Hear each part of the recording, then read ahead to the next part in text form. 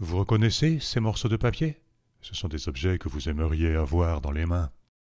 On va découvrir dans cette vidéo le message caché du billet de 100 €, comment il porte des allusions à l'Atlantide et à d'autres choses encore.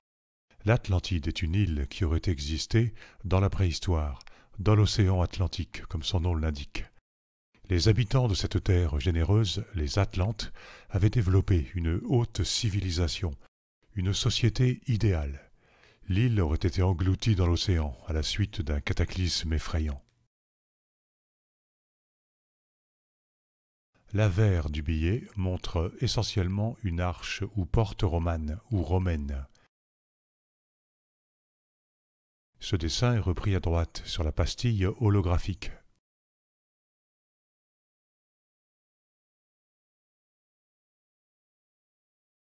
La porte apparaît aussi à gauche dans le filigrane.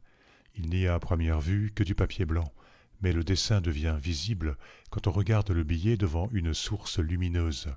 C'est une façon de rendre la contrefaçon difficile. Et symboliquement, la porte est cachée, et donc cache quelque chose. Sur les côtés de la porte se trouvent des statues dites en architecture atlantes, des hommes qui remplacent des colonnes et portent un entablement. Est-il possible que les concepteurs du billet aient pensé aux Atlantes, les habitants de l'Atlantide? Les statues seraient les gardiennes de la porte de l'Atlantide. Le vase en pinacle posé en hauteur est très classique en architecture. On en voit par exemple tout en haut du château de Versailles. Ce vase symbolise le contenant d'un éventuel trésor rattaché à l'Atlantide. Il pourrait contenir des manuscrits, une connaissance, un savoir, prouvant au-delà du mythe que l'Atlantide a réellement existé. À côté du vase, on a la vague, symbolisant la catastrophe naturelle qui a amené l'île au fond de l'océan. Le message continue sur le revers du billet. Voici un pont emblématique de la communication entre les différents pays européens. Mais pas seulement. On voit la carte de l'Europe. Pourquoi n'est-elle pas centrée au milieu du billet? Elle se trouve à droite. On doit comprendre que, à gauche, c'est l'océan Atlantique. Les étoiles du drapeau européen esquissent un cercle au-dessus de l'océan, là où se trouvait l'île Atlantide. Devant le détroit de Gibraltar, comme l'écrivait le philosophe grec Platon. À partir de là, le pont est emblématique de la jonction Europe-Atlantide, c'est-à-dire que les gens qui émettent les billets, les puissants de notre monde, ont des connaissances sur l'Atlantide, qui sont suffisamment importantes pour que la chose soit codifiée sur le billet.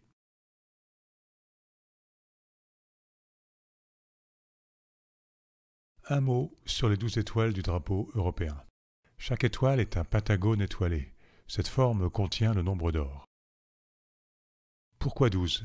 Puisque les pays adhérents sont beaucoup plus nombreux. 12 est un nombre parfait, multiplication de 4 par 3, le pair par l'impair. De plus, il réunit les deux nombres des mathématiques initiatiques pi, qui se déduit d'un cercle, et phi, le nombre d'or, par la fraction suivante. 10 fois pi divisé par phi au carré égale 12.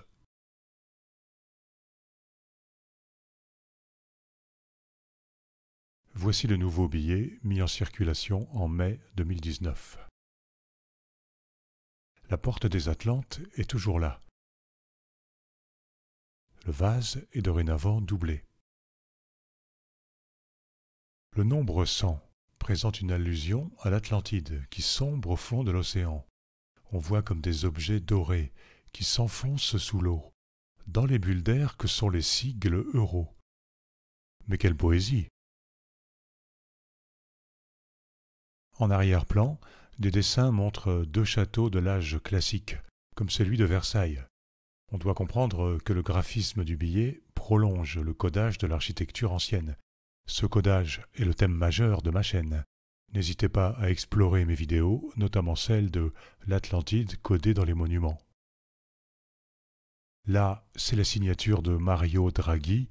Bravo Mario! On va maintenant pousser le bouchon un peu plus loin. Retour à la première version. Les petits cercles jaunes sont disposés d'une façon complexe. On a des ensembles de 5 cercles, disposés dans différentes orientations. Cela permet de compliquer la création de faux billets. Ces 5 éléments reprennent le dessin de la constellation d'Orion, et on les appelle des constellations Eurion. C'est incroyable, non? Pourquoi y a-t-il une référence à la constellation d'Orion sur les billets de banque? Les 12 étoiles du drapeau sont là. Les constellations Eurion sont à l'intérieur du cercle qu'elles dessinent. Tous ces dessins sont jaunes, comme les étoiles du ciel nocturne. Quand on éclaire le billet avec un rayonnement ultraviolet UVA, on constate que ces éléments ressortent particulièrement. Une étoile est exactement au milieu de la porte des Atlantes. Ce passage pourrait être celui d'un accès à un autre monde, vers des civilisations qui viennent de l'espace. C'est une référence au film Stargate, la porte des étoiles, de Roland Emmerich. Dans ce film de science-fiction, une découverte est faite sur le plateau de Gizeh en Égypte, une sorte de porte circulaire qui est une machine permettant la communication avec une autre planète, dirigée par un extraterrestre. Il vit dans un vaisseau en forme de pyramide. Je rappelle que les 3 pyramides de Gizeh sont disposées de façon à reproduire la disposition des 3 étoiles de la ceinture d'Orion. Certaines personnes affirment que des extraterrestres ont participé à la construction des pyramides. Il existe donc une porte, un passage de communication entre certains habitants de la Terre et des êtres stellaires.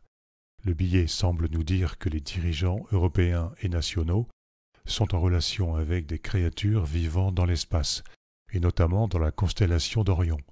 Parmi ces étrangers, certains pourraient être les descendants des habitants de l'Atlantide, à supposer que les Atlantes aient développé une haute technologie et que certains aient survécu dans l'espace après la catastrophe.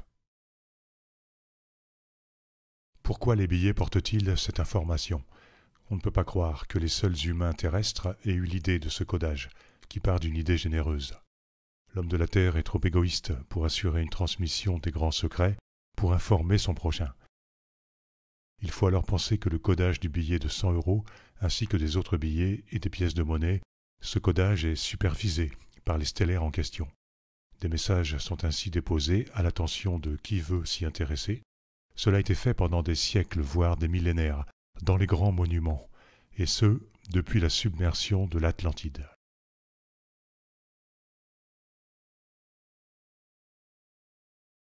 N'oubliez pas de mettre un like si vous avez aimé cette vidéo. Vous pouvez vous abonner à ma chaîne